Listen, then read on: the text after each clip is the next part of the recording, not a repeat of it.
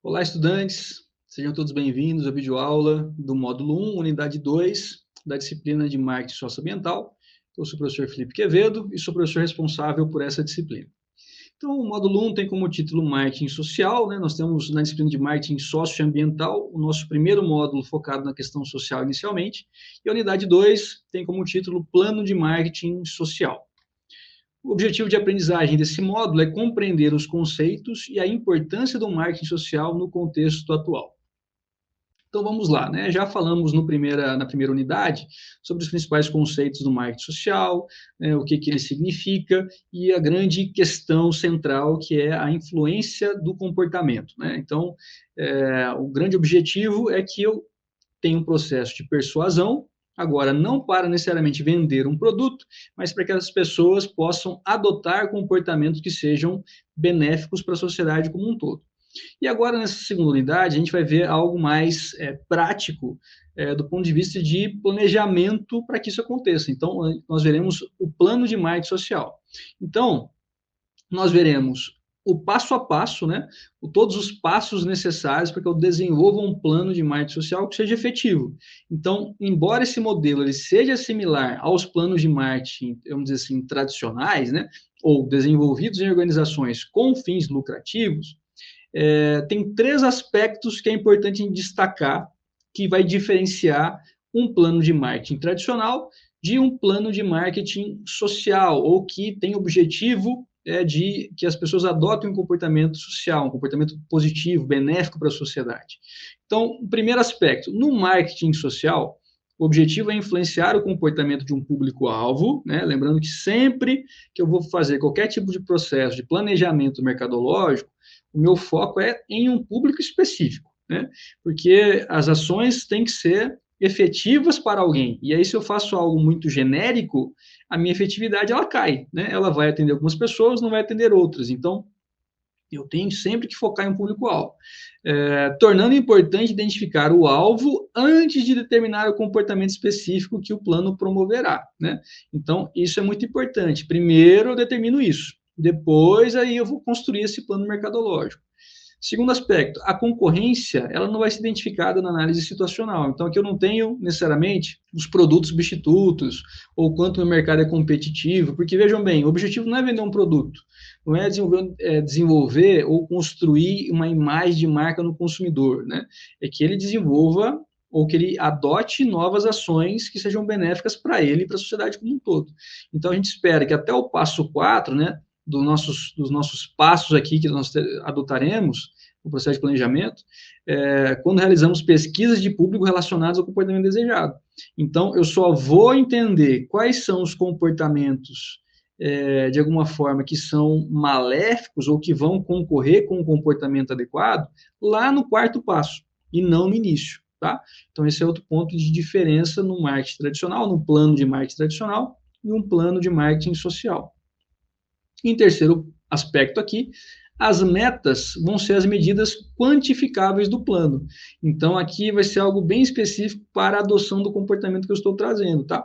Então, percebam que a diferença ela não é gritante, é uma diferença sutil, né?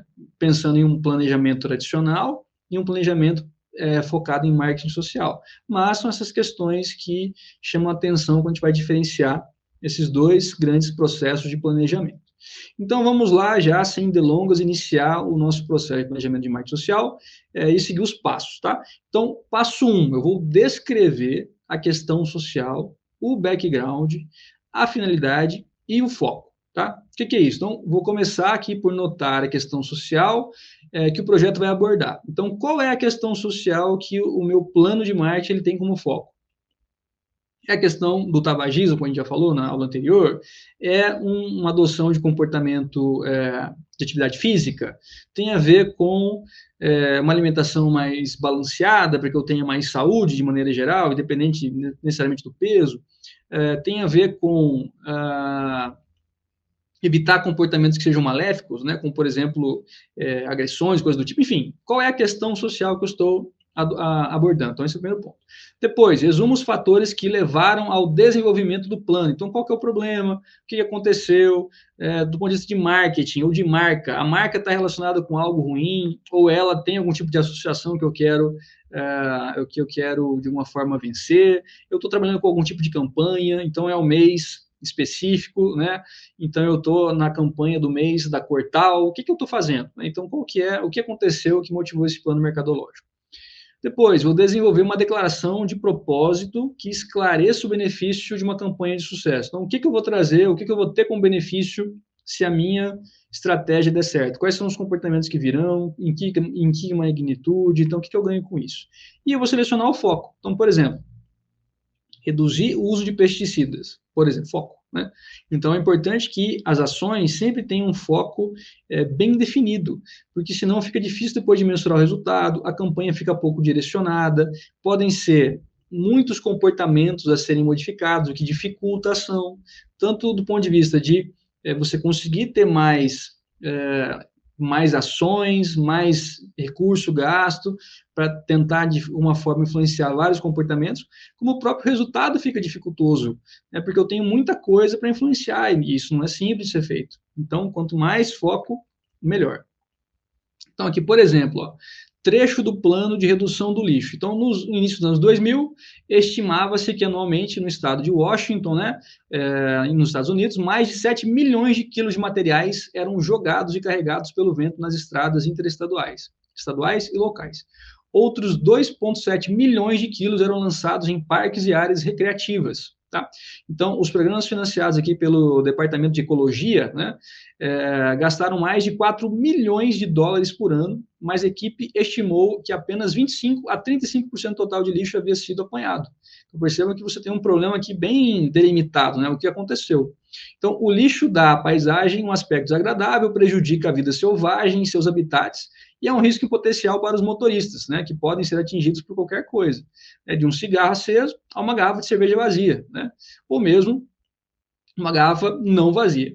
Então, em 2001, né, o Departamento de Ecologia desenvolveu um plano de marketing social para 3 anos com a finalidade de diminuir o lixo e com foco em lixo intencionalmente jogado em estradas.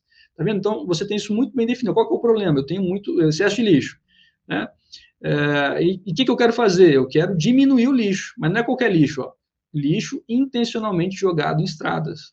Então, você percebe que é algo bem direcionado com um prazo. Então, eu tenho 3 anos, né, desenvolvendo ações, fazendo coisas, para que no final eu tenha uma redução nesse lixo específico, não necessariamente em todos. Né? Então, eu começo desenvolvendo bem aquilo que eu vou fazer com foco. Tá? Passo 2. Realizo uma análise situacional. Então, eu vou realizar uma auditoria rápida de fatores e forças nos ambientes internos e externos que se prevê terem algum impacto ou relevância nas decisões do planejamento subsequentes. Então, eu vou analisar o seguinte, olha, quais são, na medida daquilo que eu conheço, né, logicamente, os fatores relevantes ou atuantes ou de influência naquele comportamento. Então, o que leva a pessoa, por exemplo, a jogar lixo? Né? Quais são os pontos? Falta de locais adequados para que isso seja jogado? É uma questão cultural? É uma questão legal, que falta punição? Enfim, quais são todos? Eu faço uma análise de tudo aquilo que pode influenciar, né? E aí uma ferramenta que eu posso aplicar é a análise SWOT, né? Ou, em português, a análise fofa, né? Que eu vejo as forças, as fraquezas, as oportunidades e as ameaças envolvidas naquela ação, né? Lembrando que forças e fraquezas é do ponto de vista interno, né, da minha análise, e as oportunidades e ameaças é aquilo que é externo a mim, né, externo à minha organização. Então, é uma ferramenta que eu posso utilizar para essa análise dos fatores determinantes no comportamento que eu estou tentando influenciar. Passo 3, eu vou selecionar o público-alvo, né? Então, eu vou fazer uma descrição rica do público-alvo usando o máximo de características, né? Então, quais características? Dados demográficos, geográficos, comportamentais, psicográficos, o perfil do uso das redes sociais, né? Então, quais são as redes sociais mais utilizadas, quanto tempo de uso, que tipo de uso, enfim, faço um destrinchar desse negócio, recursos da comunidade e o tamanho do mercado. Então, eu vou, no máximo, na medida do possível, né, entender e descrever o meu público-alvo o máximo possível, para que eu tenha aquilo bem direcionado. Lembra lá do foco? Então, quem é o cara que eu vou tentar influenciar? Dado demográfico, então, é homem, é mulher, é jovem, é idoso, é o quê? Né? Então, qual é a demografia daquele público? Geográfico, então mora onde? Mora no Brasil, mora em outro país, mora na região sul, sudeste, mora na cidade tal, mora no bairro tal. Então, eu posso ser o mais detalhado ou detalhista possível naquilo que eu achar que seja importante detalhar, tá? Os comportamentos psicográficos. Então, a pessoa gosta do quê? Tem atitude positiva em relação a quê? Né? Afetividade em relação a quê? Questão comportamental, o que ela faz, o que ela deixa de fazer, como eu já falei, que mídias consome, com que frequência. Então, quanto mais eu entendo esse público, né, primeiro, eu já vou tendo informações relevantes para que num próximo passo lá para frente eu consiga desenvolver um plano de ação, né? Por exemplo, um plano de comunicação focado nas redes sociais que as pessoas consomem, né? Então, vai ser no Facebook, vai ser no Instagram, vai ser no TikTok, depende do público-alvo, né? Cada público vai ter mais consumo de determinada rede social, evidentemente. Então, já me ajuda nesse ponto. Mas até antes disso, é no sentido de entender quem é essa pessoa, quais são as motivações dela, né? No exemplo que a gente está vendo aqui, né, do livro, o que faz alguém jogar o lixo intencionalmente no parque lá, por exemplo. Então, quem que é essa pessoa que faz isso? Dados demográficos. É a pessoa com baixa escolaridade? Será que é um problema de falta de entendimento do que aquilo pode acarretar? Ou não tem nada a ver? É uma questão comportamental. Ou ainda, uma questão aí de psicografia, de questões afetivas, questões emocionais. O que é? Entendeu? Então, eu vou tentar entender o máximo possível essas questões relacionadas ao meu consumidor, para que depois eu possa desenvolver uma estratégia efetiva, tá? Então, um plano de marketing, idealmente, ele vai se concentrar em um público-alvo primário, né? É um público. Embora os mercados secundários adicionais, né, por exemplo, parceiros estratégicos, líderes de opinião do público-alvo, sejam também identificados, estratégias incluídas para influenciá-los também. Mas, idealmente, eu trabalho com um público-alvo, né, ou um segmento de mercado, como já conversamos na unidade anterior, e com certeza vocês também foram vendo, né, ao longo das disciplinas do curso de vocês, né, porque sempre é um assunto que é bastante importante do ponto de vista mercadológico, é entender que eu devo atender um segmento de mercado, né, um ou alguns, se eu tenho condições para isso, mas o ponto é que eu tenho que entender claramente, tem que ser algo ativo, né, eu tenho que pensar sobre isso, tem que ser algo intencional, tem que ter intencionalidade na ação do gestor, ou seja, eu tenho que saber quem é o público que eu estou atendendo. Quais são as suas necessidades, quais são os seus desejos, quais são as suas ânsias, quais são as barreiras que ele enfrenta, quais são os benefícios procurados, quais são as dores que eu vou, de alguma forma, tentar ajudar a resolver, né? Então, isso deve ser evidente para nós, do ponto de vista mercadológico. Aqui é a mesma coisa. Então, eu vou me concentrar em um, né, ou alguns públicos específicos, tá? Então, por exemplo, aqui no nosso caso do livro, né? Então, pesquisas indicam que cerca de 25% nunca considerariam atirar o lixo fora do local correto, né? Então, um quarto da população, aqui pesquisas indicam, né? Isso pode variar, lógico, de local para local, mas cerca de 25% ou um quarto nunca fariam isso. Mais 25% ou outros 25% jogam lixo em local indevido a maior parte do tempo. Olha que interessante. Então, você tem aqui um quarto de pessoas no extremo, que nunca jogaria, e um quarto que sempre faz isso. Então, você tem aqui os extremos, né? E quase metade da população joga lixo fora do local certo ocasionalmente, tá? Mas pode ser persuadida de não fazer aquilo. Então, você tem aqui uma distribuição bastante interessante. E aqui os números podem variar um pouquinho, né? Mas, de maneira geral, você tem um quarto da população aqui, ó, que não faz isso, um quarto que faz. E você tem metade, né, num âmbito aqui que às vezes joga, às vezes não joga. Esse às vezes pode ser inclusive um contínuo, né? Pessoas que quase nunca jogam e vão jogando mais, até o cara que joga sempre. Então, quem que pode ser convencido? Primeiro, quem deve ser convencido? Esse cara aqui que nunca joga, não precisa ser convencido, porque ele já não faz isso. O cara que joga sempre, ele precisa ser convencido, mas ele vai ser mais difícil, porque já é um comportamento que é da pessoa. Para ela é normal fazer isso. Então, eu posso convencer? Posso, mas pensem lá nos recursos que eu tenho disponível.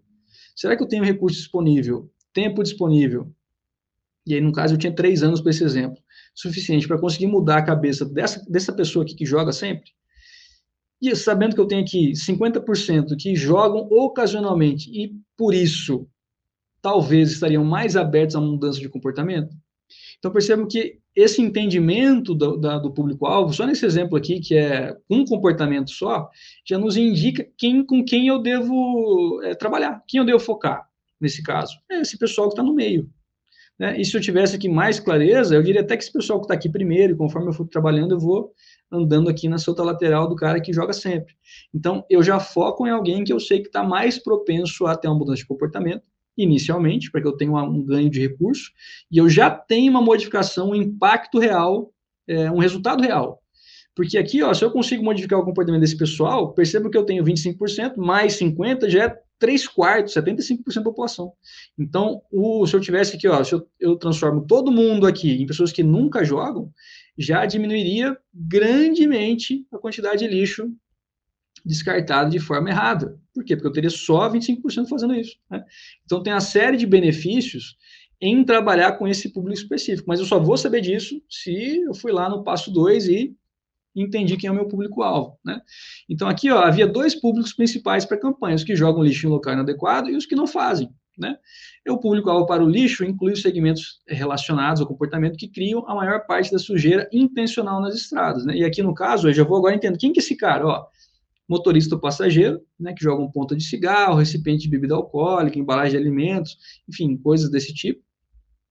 Motorista de caminhão, caminhonete, né, que não cobriam ou prendiam as cargas adequadamente, ó, e que não limpavam a parte de trás dos veículos antes de dirigir nas estradas. Então, aqui, talvez um pouco menos intencional, né, mas se eu não estou limpando, eu estou assumindo o risco daquilo cair fora. Né? Então, de alguma forma, também pode ser trabalhado. Então, as estratégias de campanha também foram desenvolvidas e destinadas às pessoas que viajavam nas estradas e não jogavam lixo pela janela. Então, aqui eu tenho uma campanha focada nesse cara e também tem algumas estratégias focando no cara que não faz isso. Mas não vai ser o foco principal, porque aqui eu vou tentar o quê? Manutenção do comportamento. Lembra lá da nossa primeira unidade? Então, aqui eu quero que o cara continue fazendo aquilo que ele já está fazendo, né? Mas eu vou tentar também dar um foco maior no cara que tem que mudar o comportamento.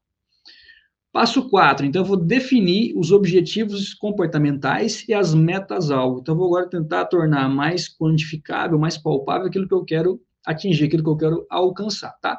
Então o plano de marketing social, ele sempre inclui um objetivo comportamental, nos casos aqui é não jogar o lixo, né? Mas pode ser qualquer coisa, como nós já conversamos e vemos vários exemplos, algo que queremos influenciar o público-alvo a fazer, tá?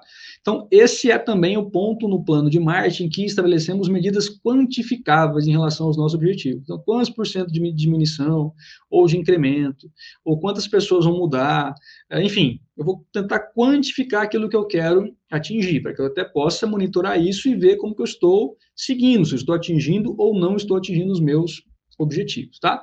Então, voltando para o nosso exemplo aqui do lixo, né? Então, foram desenvolvidos aqui estratégias de campanha para oferecer suporte a 3 objetivos. Então, primeiro, objetivo de curto prazo, conscientizar a população sobre as multas significativas associadas ao ato de jogar lixo em local inadequado, tá vendo? Então, agora eu estou conscientizando sobre uma barreira, sobre algo que vai trazer uma perda se eu continuar com aquele comportamento. Segundo objetivo, de médio prazo agora, convencer os perpetradores a acreditar que o seu lixo seria notado e que eles poderiam ser pegos, tá vendo? Então, primeiro, ó, existe essa lei aqui. No curto prazo, eu preciso que todo mundo saiba disso. No médio prazo, eu preciso que a pessoa entenda que aquela lei ela pode ser cumprida, pode ter algum tipo de penalidade real se ela for pega, né? E terceiro aqui, um objetivo de longo prazo para influenciar essas pessoas, uma mudança dos comportamentos descartar o lixo adequadamente, cobrir e prender cargas de caminhões e caminhonetes e limpar as caçambas de seus veículos antes de irem em estradas. Então, pesquisas foram realizadas por telefone para estabelecer uma base de conscientização pública e identificar as crenças sobre jogar lixo em locais inapropriados. Além disso, pesquisas de campo foram feitas para medir quantidades atuais e tipos de lixo encontrados.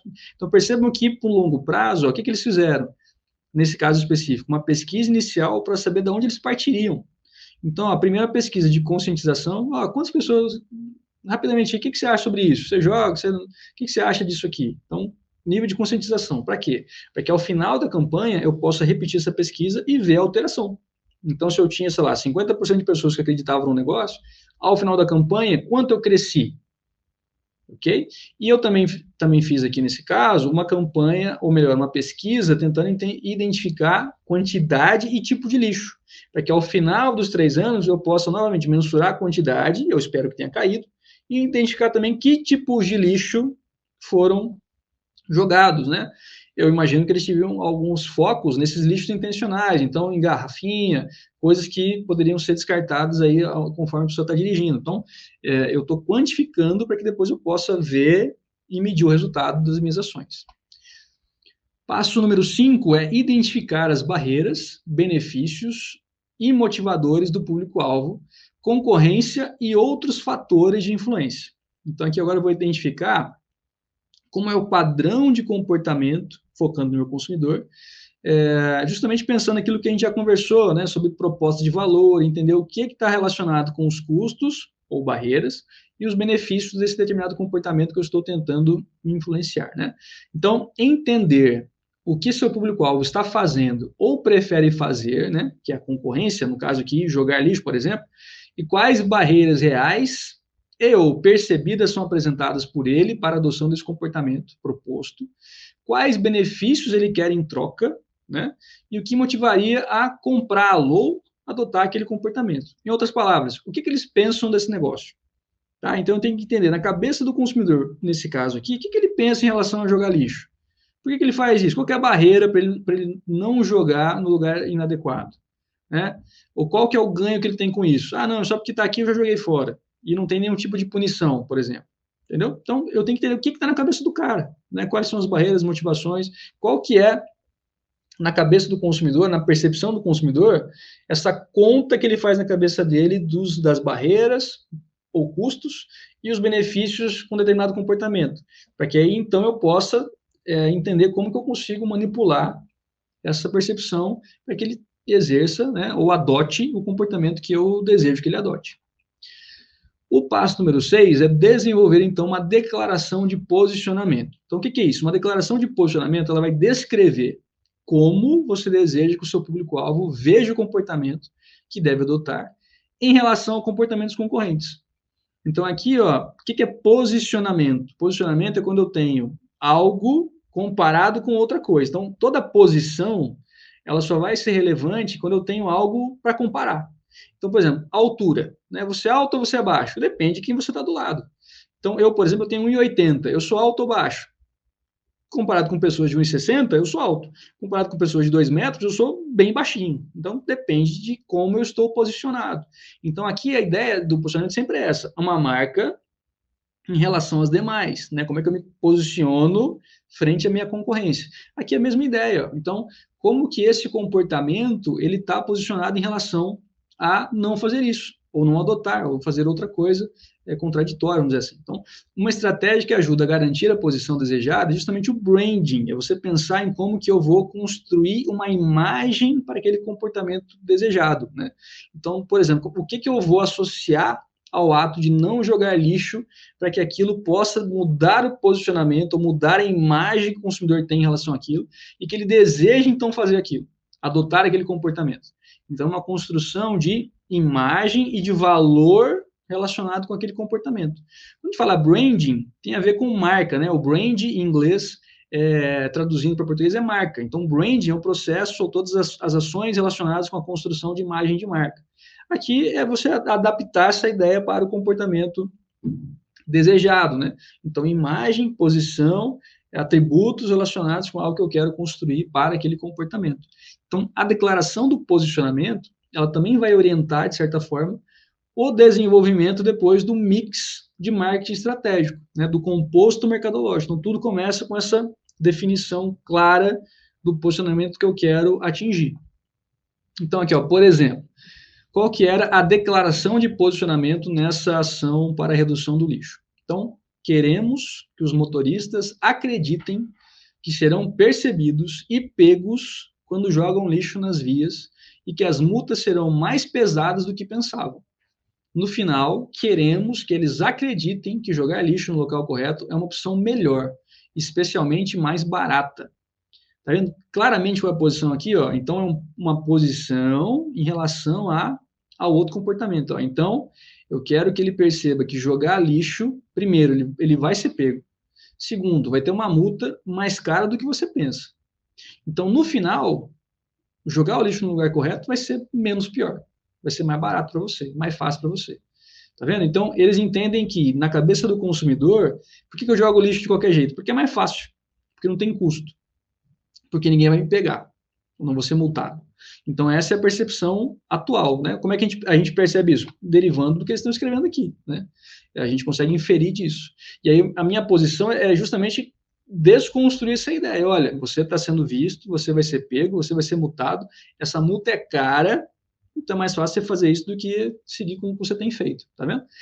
Pensando um pouco no que a gente conversou na unidade 1, tem muito a ver com aqui, foi uma estratégia adotada justamente focando no malefício, tá vendo? No malefício de continuar com um caminho ruim, de punir o mau comportamento, não necessariamente de você ter aí um ganho pelo bom comportamento. Mas ok, eles identificaram aqui no público-alvo que essa seria a melhor estratégia, então vai depender sempre do público-alvo. E aí, com base nessa declaração, fica bem claro para nós o que fazer. Então, eu tenho um papel de conscientização, de informação, tem um papel, né, que aí, pensando aqui, tem que ser estrutural, então tem que ter mais fiscalização, tem que ter aplicação da multa, tem que ter um reforço da questão legal aqui.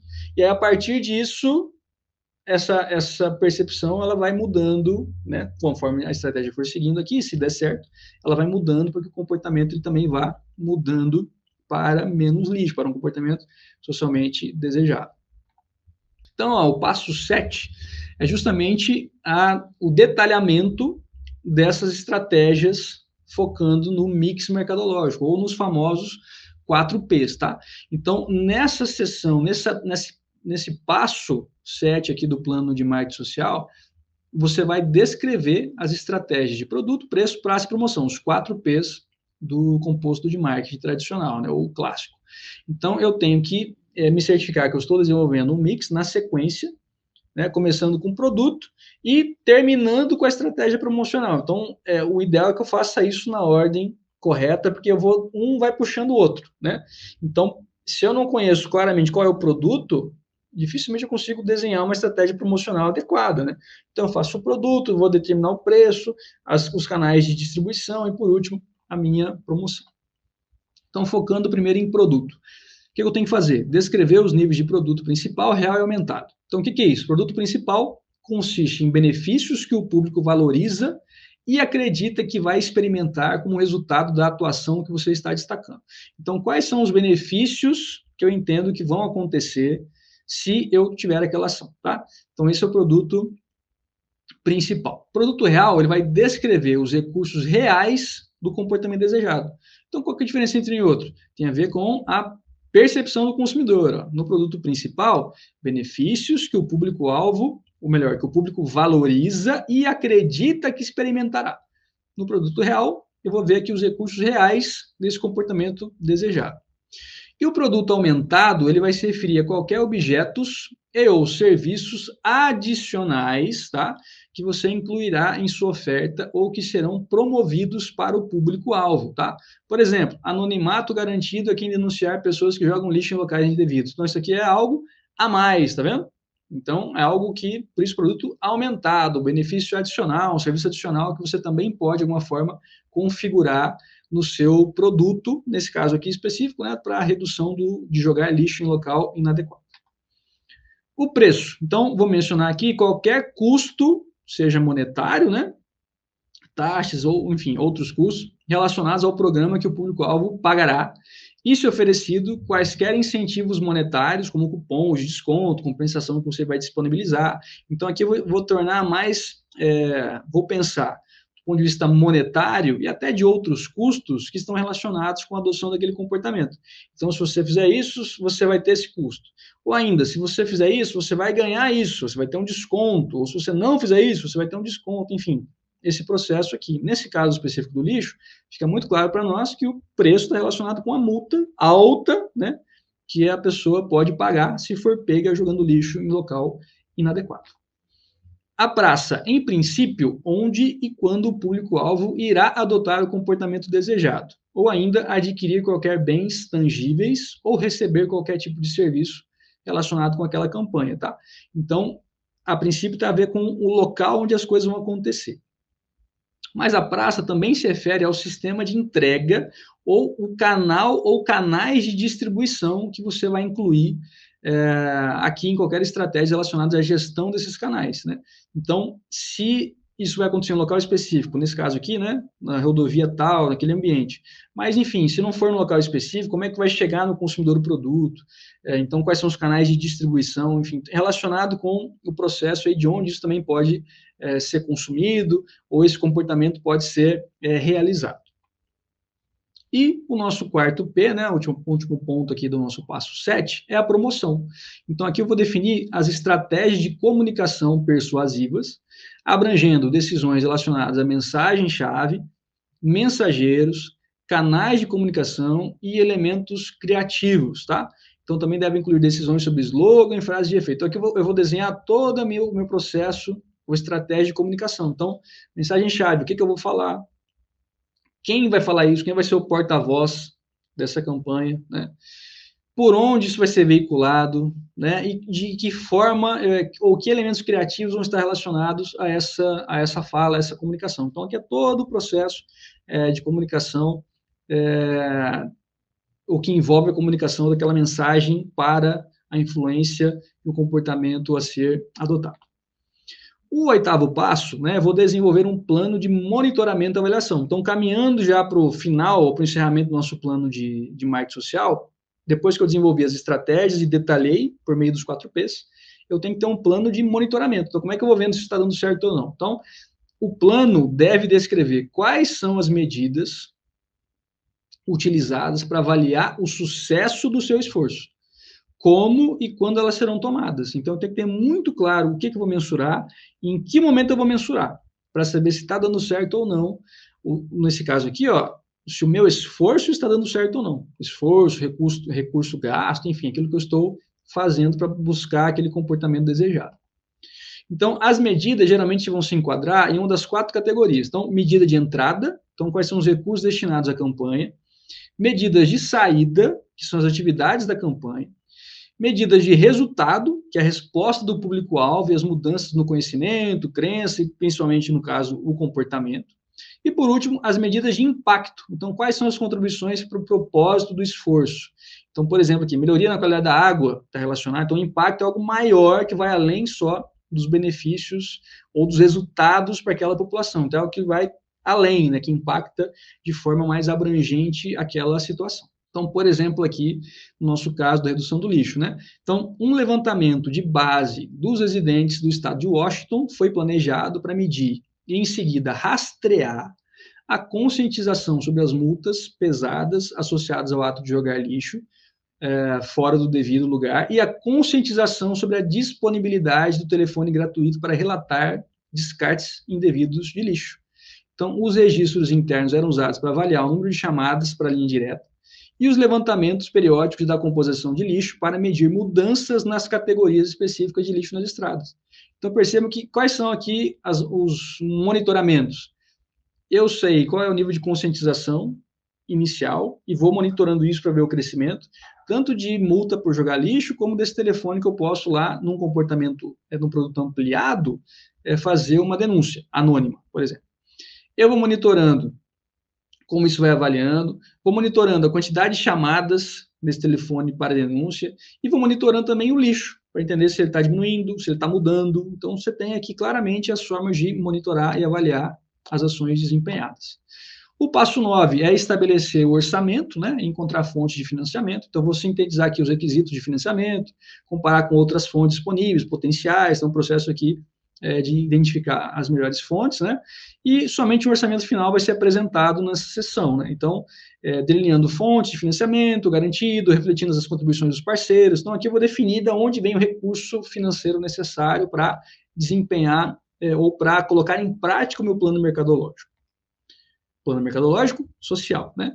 E por último, nosso passo 10 é a conclusão do plano de implementação. Então, o plano vai ser finalizado com um documento que vai especificar quem fará o quê, quando e por quanto tempo, né? Lembrando que isso aqui é a construção do plano de marketing social e não a finalização da sua execução, tá? Que fique clara a diferença, que eu estou finalizando o plano. Então, quem vai fazer o quê, por quanto tempo? O documento ele vai transformar as estratégias de marketing em ações específicas, então eu tenho claramente aquilo que vai ser feito, né? E alguns consideram que essa última sessão é como um verdadeiro plano de marketing. Por quê? Porque ele vai ser a parte bem aplicada, né? Então ele vai, de alguma forma, ele vai traduzir tudo que eu tinha ao longo de todas as etapas que eu fui construindo, né? Porque ele vai oferecer justamente uma imagem clara das atividades que vão ser feitas e, o que é muito importante, né? As responsabilidades, ou seja, quem é responsável por aquilo, e em quanto tempo, e se eu tiver também disponível essa informação, né, o orçamento que cada pessoa tem para desempenhar as suas ações. Né? Então, assim, eu finalizo, né, o plano de marketing social. Então, aqui, ó, um exemplo do nosso redução do lixo, né? Então, 3 fases foram identificadas para essa campanha de 3 anos, né? Em resumo, os esforços do primeiro ano concentrados em conscientização, os demais sustentaram esse esforço, além de adicionar elementos-chave para o fortalecimento de crenças e adoção de mudanças de comportamento. Um comunicado da imprensa do Departamento de Ecologia, né, em maio de 2005, sobre os resultados da campanha de prevenção de lixo no estado do Washington, noticiou a manchete que 28 gramas de prevenção equivalem a 1,8 milhão de quilos de lixo. Então, os resultados de uma pesquisa sobre o lixo jogado fora do seu lugar correto em 3 anos da campanha mostraram uma queda de mais de 8 mil toneladas para 6 mil toneladas, então um decréscimo de 24% em comparação com a pesquisa preliminar, tá vendo? Então aqui eu tenho já o resultado prático daquilo que aconteceu após a implementação. Então essa redução de mais de 2 mil toneladas representou 1,8 milhão de quilos a menos de lixo jogado nas estradas de Washington, né?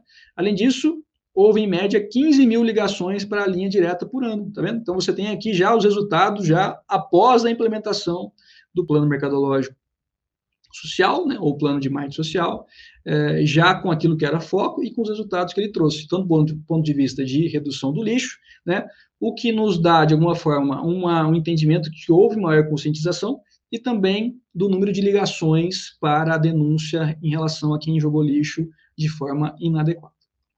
Então, dessa forma, a gente fecha, né, os 10 passos do plano de marketing social. Essa foi a referência utilizada para essa unidade, dessa videoaula. Espero que os conceitos tenham ficado claros para vocês e desejo a todos um bom estudo.